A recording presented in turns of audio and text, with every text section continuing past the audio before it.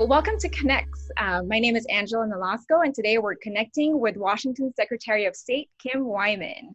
She'll be taking questions from students from Lake Washington High School in Kirkland and Open Window School, which is located in Bellevue. Welcome, Secretary.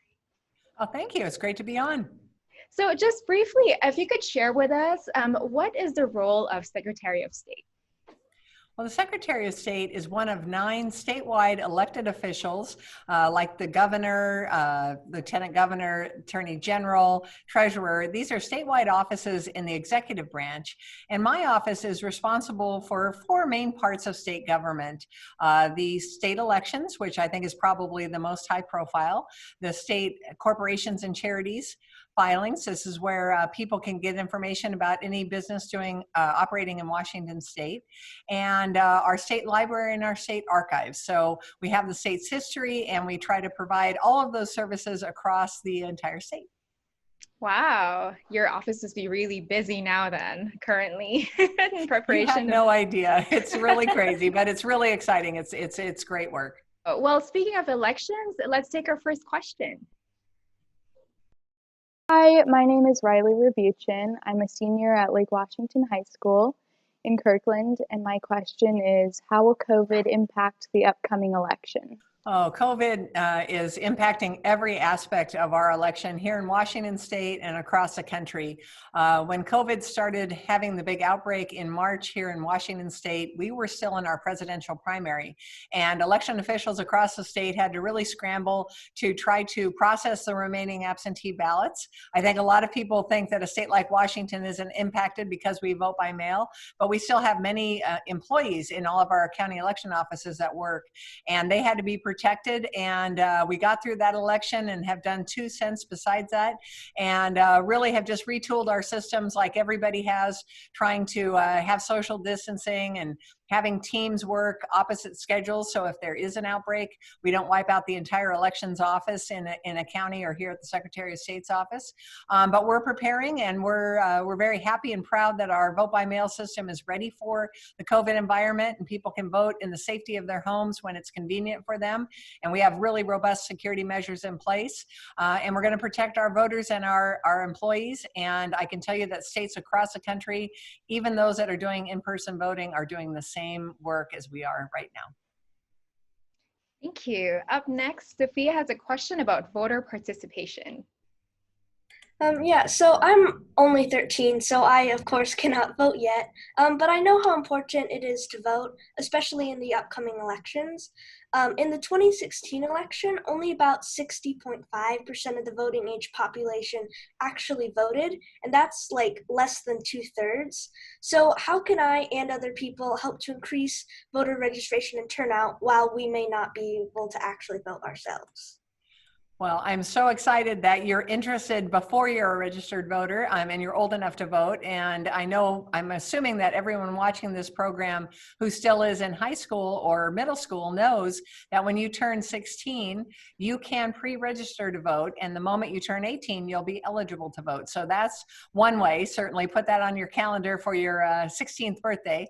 But beyond that, what you can do is use your circle of influence, because you all have a circle of influence. I realize that you may not be like Kim Kardashian and have, you're not a social media influencer, although some of you may be, but you do have people in your life, and those that are old enough to vote, you asking them about their voting experience. Have you voted yet? Why not? When are you going to vote? Ask them what their plan is. Check and make sure they're registered to vote. Did they get their ballot in the mail? All of those things, you show that interest, and maybe they'll sit down and show you their materials and everything, and that will actually inspire them to vote. So put the pressure on your family members and your friends and relatives, because the whole idea is to get everyone to have their voices heard this fall. Our next question comes from Yash. Hi, my name is Yash. I'm an 8th grader at Open Window School. Washington State, and especially King County, has some of the highest numbers of people experiencing homelessness in the United States. How do you ensure that these people have the ability to vote and the access to the information needed to do so? Well, one of the things I'm really proud of Washington State, because we're a vote by mail system, we have one of the most accessible and secure systems in the country, and that's why the rest of the country, quite frankly, is turning to us for ideas. But we have really been addressing the situation of people experiencing homelessness for a few decades now here in Washington, and we've always allowed for a non-traditional address. What I mean by that is someone that maybe lives under a freeway overpass, and that's where their residence is at that time. We have the ability with our new VoteWA system to be able to put an addressing pin in that location, and that's what determines what issues that person gets to vote on. And then they just have to have a place to receive their ballot. It may be a service provider like the Union Gospel Mission or a church or some facility like that. It may be the county courthouse, or it can be general delivery at a mail post office where they can go in and just have it delivered and they can pick it up without a post office box or without a physical address. So we definitely encourage that and have worked very hard to make sure that all voices are heard. Hi, my name is Sydney Rabuchin, and I'm a senior this year at Lake Washington High School in Kirkland. And my question is, what are some of the security exposures in our mail-in voting system? So there's certainly been a lot of conversation at the national level, starting at the White House and Congress, all the way down, of people being concerned that somehow absentee ballots or vote by mail ballots are not secure. And again, I can tell you that here in Washington State, we've worked really hard with the legislature and with our county election partners across the state to build in the compensating security measures to mailing every single eligible voter a ballot. The first one is when your ballot's returned, the signature that you sign on that envelope is compared to the signature on file with your voter registration record. And if those signatures match, we can count your ballot. If they don't match, we contact you as a voter, and that does two things. One is it just verifies that you wanted to have your ballot counted and you returned it. And more importantly, if you didn't, you can report that to election officials and we can begin the investigation. And if fraud was committed, we can prosecute that crime. Beyond that, we have just layers and layers of security controls. We call them dual controls, which means no one person is ever alone with ballots. Whenever we're working on ballots or in a ballot processing area, there's always a minimum of 2 people. And we do just an extensive amount of logging and time stamping and securing, certainly securing ballots that have been returned, but also just securing work areas like the server room for our tabulation system. All of our computers have multi-factor authentication to get into them by users that are predetermined and known. And so we have multiple layers of cybersecurity and physical security. And all of this works in building a robust, what we call audit trail. So at the end of an election, if somebody calls into question anything that happened, we can go back and tell you down to a ballot who had access to that ballot, what they did to it, when they did those activities, and how they happened. And so we really feel like we can defend our system to any kind of criticism that might come. And you should, as voters or potential voters, should know that we're doing everything we can to make sure your ballot's protected and you have access. All right, let's move on to the next question. Hi, my name is Nelly Canul, and I'm a senior at Lake Washington High School in Kirkland. My question is, how can we implement the system of mailing and balloting or even voting in mail at a nationwide level, especially with the upcoming 2020 elections? And why is there still a lot of hesitation in the implementation of the system, despite it having been proved to work in Washington and other states, especially with a pandemic looming over us? Thank you. You're welcome. Great question. Remember, the system that we have here in Washington took us over 10 years to build. In some places, 20 years. We had a long time to ramp up and build in those security measures I was just talking about. So when you're talking about Washington State, we have 4.7 million registered voters right now as we're sitting here today. By election day, it's going to be very close to 5 million. And just dealing with that process, with those millions and hundreds of thousands of ballots, you have to have the capacity in your system to process them securely, but also efficiently. And that's really what has taken Washington decades to build up. And that's what's the challenge facing the rest of the country, particularly states.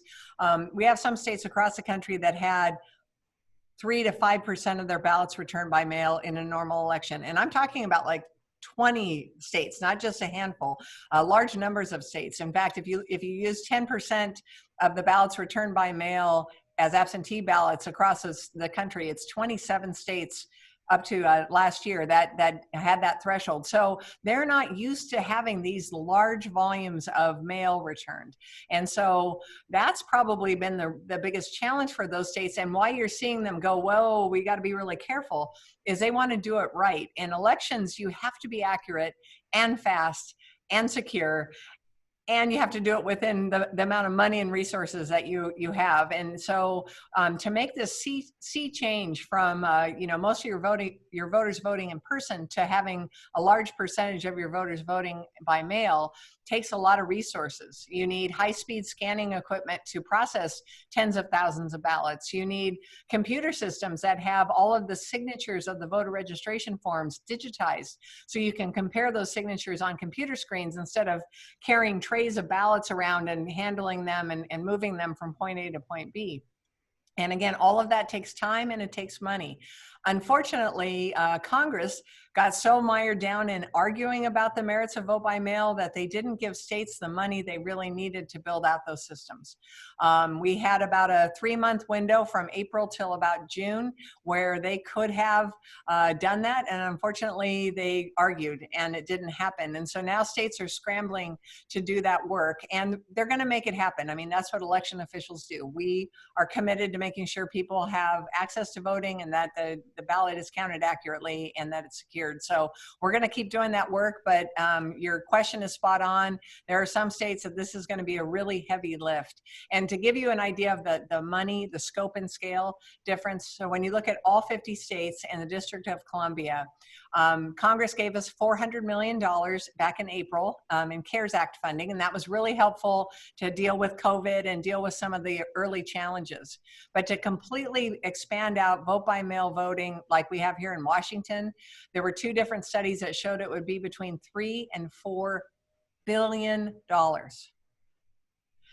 The 400 million was really nice, but it wasn't knocking on the door of the amount of money that the states would have needed to get all of that equipment and personnel and space and all. Well, there got to be a point early in the summer where we were past that point. Even if they gave us the money, we wouldn't be able to put it to use. So now states have just figured out how they're going to get through it, and you're going to see a lot of different variations of it, and each state is going to try to solve the problem the best they can, and I'm very optimistic it's going to be a good election. And I'm knocking on wood just in case. Sounds good. For our next question, Katherine wants to know about voter fraud. Hi, my name is Katherine Dunn. I'm a senior at Lake Washington High School, and I had a question for you. So my question was, is mail-in voting this year going to be secure? Because I know some people didn't think it would be, but obviously Washington State, for example, has done it for a long time. And people claim voter fraud, and there will be voter fraud and corruption with the mail-in ballots. So I'm just wondering how that all works, I guess, or is it actually secure or not? Yeah, thank you. Oh, you're welcome. Great question. That is what election officials have been working on really since COVID took hold in March again here in our state, to be able to build in the security measures to make voting by mail secure and not having fraud. So I mentioned the signature verification. What we've been sharing with all of our counterparts across the country are those kinds of security measures and controls, chain of custody, so we can show from the moment an election official gets a ballot to the moment it's counted to the moment the election's certified, what happened to those ballots. And if a ballot wasn't counted, why it wasn't counted. That reconciliation is really what we're sharing with our counterparts across the country. They need to be able to do. And so we want them to be consistent in implementing those controls. And so we've given them our policies and our procedures, and here are manuals of how we do things here in Washington. And we just basically said, hey, copy as much of it as helpful and use it. And I know, again, my counterparts across the country are doing those things as we speak. And it's going to be a secure system. And I think that's the hardest part of my job right now is the elected officials in leadership positions that are using their positions to cast doubt on the security of our our election or the accessibility of our election. I like to be bipartisan. So on the left, you have people who are concerned about voter access and saying that if you don't vote by mail, you can't possibly, vote securely or safely, and it's going to be voter suppression. And certainly on the right, we've heard a lot about if you send everybody a ballot, then there's going to be rampant voter fraud. And that's great for political talk, but it doesn't inspire confidence in the public. And just by your questions, I can see it's having an effect. As an election administrator, that worries me. And so I can tell you that my colleagues across the country at the county level and the state level are working really hard to get you information that's accurate and secure. So we have a hashtag, TrustedInfo2020. And the idea is that when you have questions about elections, go to your local election office, go to your Secretary of State's office, go to trusted news sources, just because, and this will shock all of you, I know, just because it's on the internet or in social media feeds doesn't mean it's true. And I think what we're going to see is a lot of people sharing information in this election cycle that they believe is true and accurate that may or may not be. Even if it looks like it comes from a trusted source, always check it with, like I said, with either a trusted media source like our local news stations here in Washington, or doing it with your trusted government source that provides information on elections. We'll take the next question from Julia. Hi, I'm Julia from Open Window School, and the media is suggesting that the president may attempt to delay the presidential election or limit voting accessibility for some voters. And we learned in class this year that you are responsible for all elections in Washington. What is Washington State's plan for statewide and local 2020 elections should Trump contest, delay, or attempt to invalidate the presidential election? Well, remember, that is actually my statutory duty, is running elections and representing all of you. Even if you're not voting yet, I represent you. And so I am one of 10,000 election officials across the country. So let me start here. So they are elected or appointed positions at the state level, the county level, and even in some cities and towns across the country. So it's a very decentralized system, and it's a strength of our system, because you know what? I don't answer to President Trump. I answer to you. I answer to the people of Washington State, and that is true of every election official in this country. Whether they're appointed or elected, we answer to the people we serve. So this idea that you could have somebody, like the president maybe, who's going to try to sway the outcome of the election by some sort of administrative maneuver or some sort of, I don't even know how he would do it, isn't going to happen, because people like me are going to make sure that our election is fair. So as we get down to the election in November on the 3rd, the election will close at 8 o'clock with our drop box closing. And if you have a postmark on your ballot, we can count your ballot. And for 20 days after that, the county election offices are going to be doing all of the auditing and counting those final ballots and reporting those results. We call it canvassing the election. And really what we're trying to do is make sure it was accurate and that every vote that was counted is counted and accounted for by the end of that. Then about 5 days after that, those results are given to our office here at the Secretary of State's office. We're going to certify them, and particularly in this case, the presidential election results.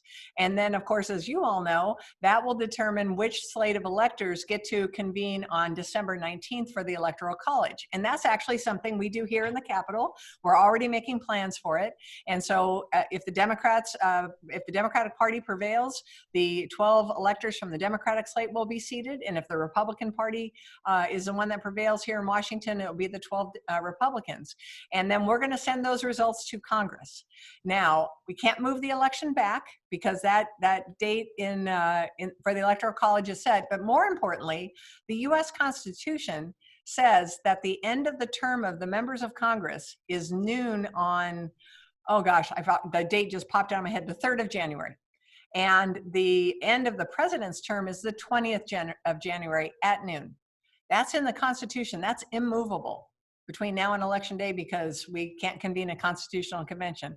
So whether or not the president wants to play any games or try to infer that we could delay the election or we could change results or could do something to affect it, that is the process. And of course, our safeguard is Congress. So if we have any kind of contest of electoral college meetings across the states, and for some reason, neither candidate can get to 270 electoral votes, it will go to the House of Representatives, and they are the ones who get to pick that get the final say on who our president is.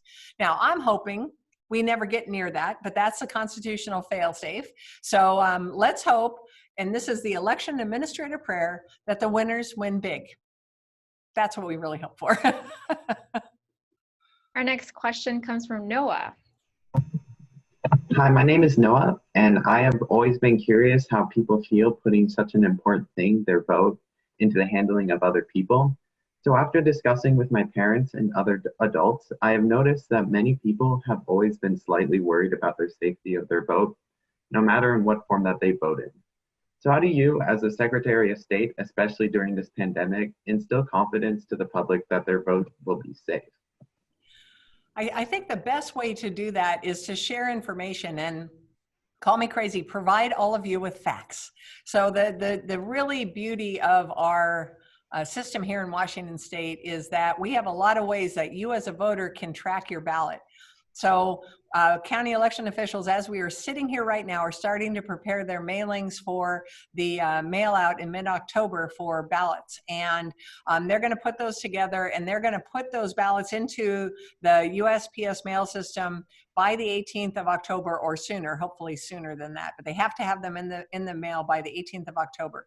So one of the things we're encouraging people to do is sign up for informed delivery. This is a service that the USPS provides, and you can actually see the mail that's going to come into your mailbox that day, and you'll be able to be watching for the ballot to hit your household. And then once you receive it and vote it and sign the back of it and put it back in the mail stream, there are also ways that you can track that. You can track when it hits the county election office, when they receive it through our votewa.gov app. And go to votewa.gov, and you can see if election officials have received your ballot, and I would encourage you to do that. Or you can use one of the almost 500 drop-box sites that we have around the state for this election. They'll either be permanent drop boxes or voting centers that will be open during the voting period, and you can drop your ballot in there, and you're going to be assured that election officials received it. And then again, once they receive it, you're going to be able to track your ballot right up until the time that they either give you a record credit for voting, and that's how we make sure that you don't get to vote more than once, even if you have more than one ballot issued. When we give you credit for voting, any ballot that comes in after can't be counted, but you'll be able to see that they've accepted your signature and that your ballot is in the queue to be counted. And then we have all sorts of reconciliations so you could balance out those numbers. So you know we didn't just put your ballot aside, that we actually counted it. And if for some reason it's going to be challenged or ultimately rejected, that will also show in the votewa.gov app, and you can check and you can contact your county election officials to see why your ballot is challenged or is going to be rejected. And you can hopefully cure that so your ballot does get counted. Thanks for that. Nara has a question about the Electoral College. Hi, Secretary Wyman. My name is Nara, and it's a great honor to meet you today. I understand that last presidential election in Washington State, there were 4 electors who did not honor the popular vote. They were fined with $1,000 each, but that doesn't really seem like much of a deterrent. What are your plans to make sure this does not happen again, and what else besides a fine can reinforce this? Oh, that's a great question, and it's an honor to meet you as well. Yes, 4 years ago in 2016, that was the first time Washington State had experienced what we call faithless electors since 1976. So it's a very rare occurrence, and we did have 4 members of the Democratic slate of electors who chose someone other than Hillary Clinton as their choice. And this, of course, went counter to the results of the election because Washington State overwhelmingly went for Hillary Clinton for president. And at that time, we didn't have any mechanism to remove them or replace them with an alternate. So the only option we had was to fine them, which we did. They actually countersued us, or they sued us in court and took us to court, and it went all the way to the state Supreme Court, and the state Supreme Court upheld our actions, and they said that what we did was in compliance with state law and did not violate their constitutional rights. And this was an actual national precedent-setting case, quite honestly, because it really did confirm that states like Washington have a right to make the rules around how their electors operate. So that was the past. And now as we move into 2020, I'm proud to tell you that the state legislature took this up a couple of years ago. And now we have a mechanism in place that if one of the electors does vote for someone other than the person who won the popular vote, at the Electoral College, they will be removed and be replaced by an alternate on the slate of electors. So both parties have given us a slate of electors, and they have 12 alternates as well. So even if the entire slate on the Democratic side or the Republican side voted for someone other than the winner, there are replacements in place. And then I imagine that we have a third tier if we need them to, but hopefully it won't come to that. So I think this time around it will be very different. All right. Our next question comes from Rohit from Lake Washington. Hi, Secretary Wyman. My name is Rohit Cherian, and I'm a senior at Lake Washington High School. Clearly, there's been an increasing partisan divide among voters. Much of this is due to large amounts of biased news and media. How do you think this will influence Washington state voters this election, for better or for worse? Well, thank you for the question, and it's very nice to meet you as well.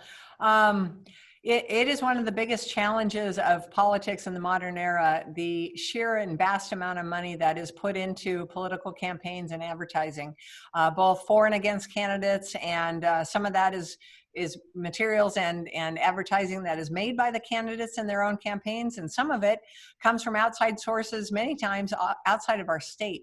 And yes, of course it has an influence on our politics, and I worry about that because it is it just proliferates every single media venue that each of us kind of lives our life on, be it people who spend a lot of time on social media, or maybe unplugged from traditional news sources and just have streaming services, to those who still rely on newspapers or regular broadcast TV.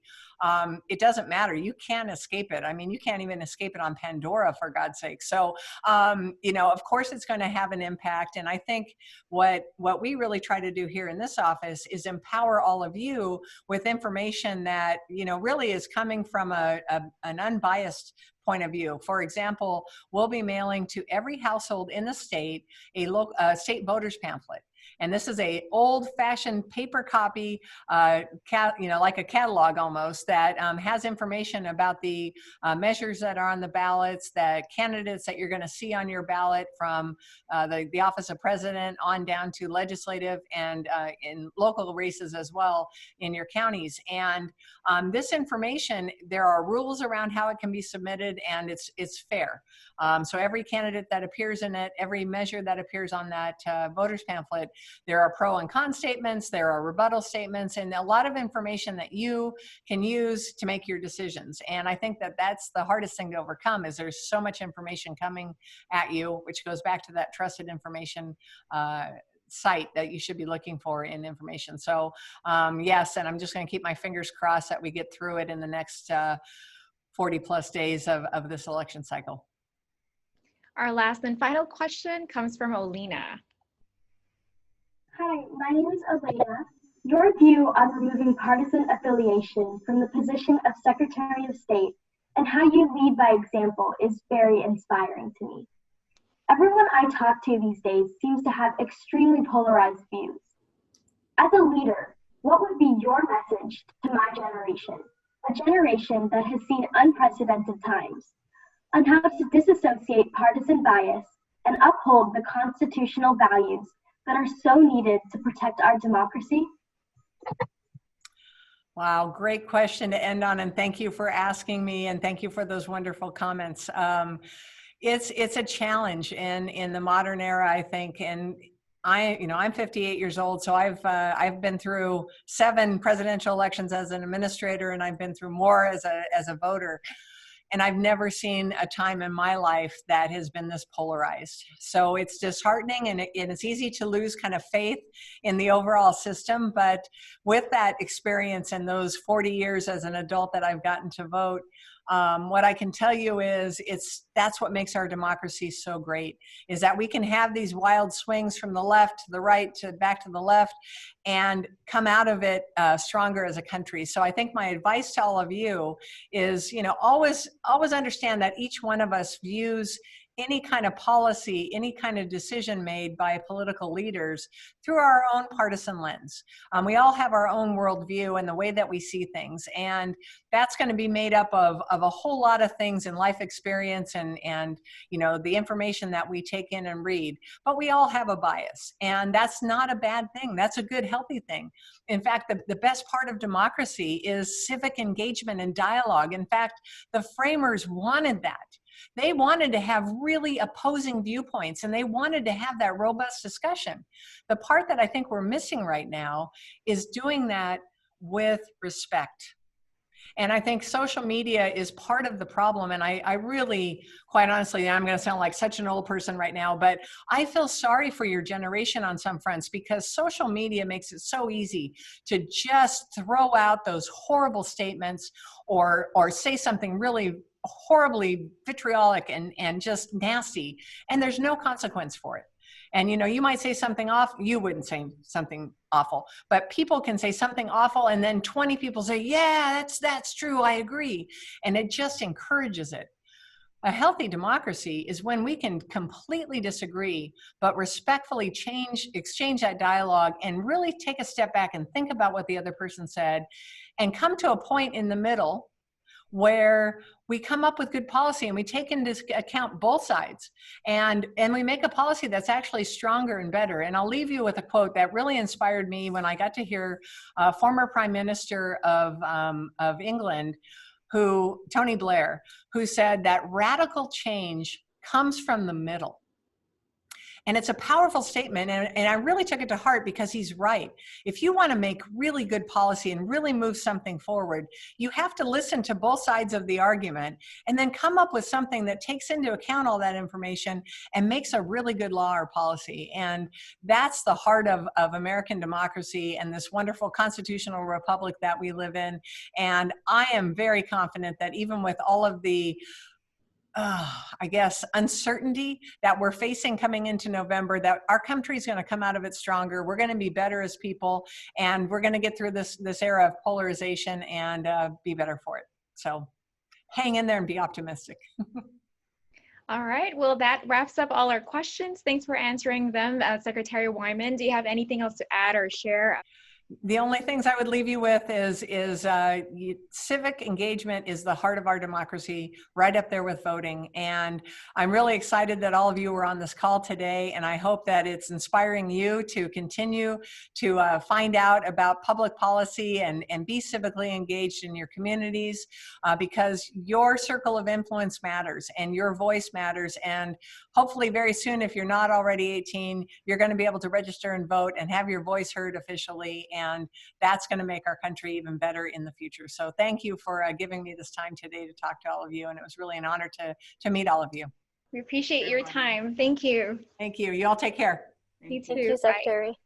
All right, well, we really appreciate everyone's time. Thank you again for joining us, and thanks to our students for sending your questions. We'll see you next time on Connect.